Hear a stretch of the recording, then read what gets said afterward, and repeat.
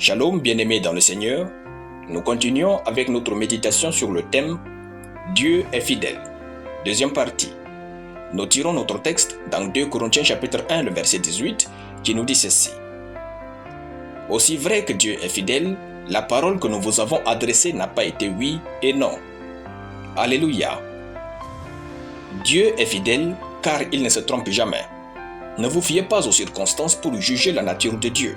Même vous, il y a de ces jours où vous êtes de mauvaise humeur jusqu'à ce que vous vous ressaisissiez. Maintenant, quand vous êtes de mauvaise humeur, votre nom a-t-il changé? Non. Pourquoi Dieu ne sera-t-il donc pas fidèle parce que vos circonstances sont tumultueuses? La fidélité de Dieu n'est pas traçable dans les circonstances, mais dans votre parcours. Votre progrès est la preuve de sa fidélité.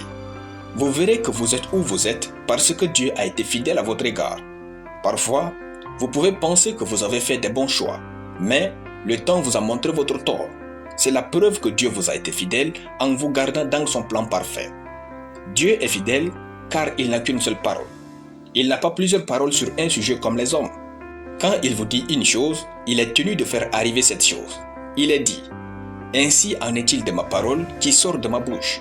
Elle ne retourne point à moi sans effet, sans avoir exécuté ma volonté et accompli mes desseins. » Ésaïe chapitre 55, le verset 11.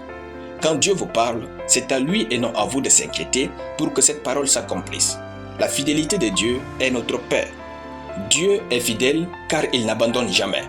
Il est écrit, Dieu lui-même a dit, « Je ne te délaisserai point et je ne t'abandonnerai point. » Hébreux chapitre 13, le verset 5. Il n'a pas dit qu'il va vous abandonner quand vous péchez ou ne priez plus. Dieu ne vous abandonne jamais. Pensez à cette femme surprise en flagrant délit d'adultère. Jésus était de son côté. Pensez à Rahab, à Joseph, à David.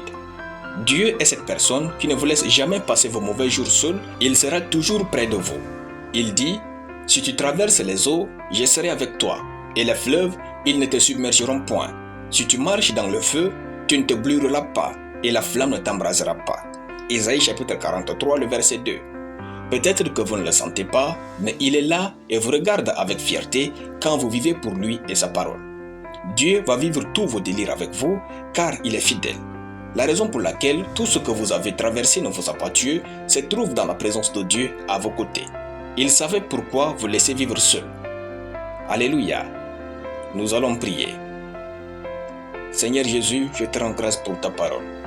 Je sais que mon Dieu est fidèle et restera à jamais fidèle au nom de Jésus. Amen. La lecture biblique en une année, Job chapitre 27 à Job chapitre 29. Soyez bénis, c'était le pain du ciel.